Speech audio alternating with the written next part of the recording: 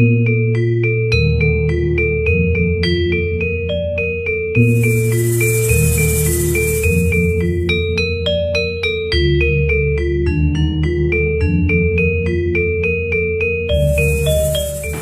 sobat budaya, masih bersama saya Budi Susanto dari Museum Wayang ya.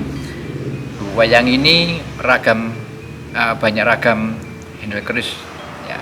Jadi mulai dari yang unik-unik sampai yang era-era Mataram, era-era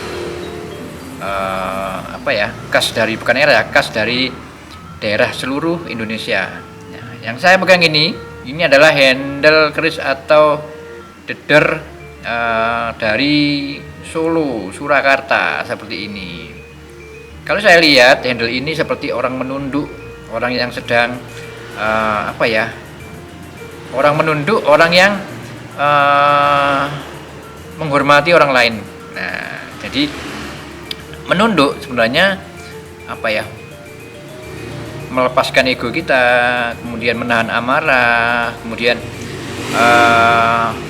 bisa mengendalikan dirinya lah ini. Jadi kepalanya di atas seperti orang membungkuk atau menunduk. Nah, ini lambang kepasrahan kayak menurut saya seperti itu ya. Jadi ini adalah gaya Surakarta seperti ini. Ada dua ornamen ya. Ada dua gambar yang di depannya ini seperti Makara ya, wajah. Selalu ada seperti itu. Ya mungkin tujuannya untuk yang seperti tolak bala atau sesuatu yang lain ya. Yang jelas untuk inilah hiasan-hiasan ukiran khas dari Surakarta.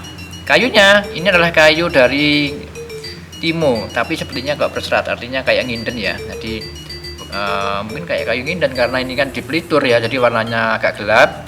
Saya kurang melihat kayu apa. Kalau saya ini kayunya kayu Timo ya, kayu Timo yang diambil seperti berserat, seperti nginden. Nah, ini contohnya.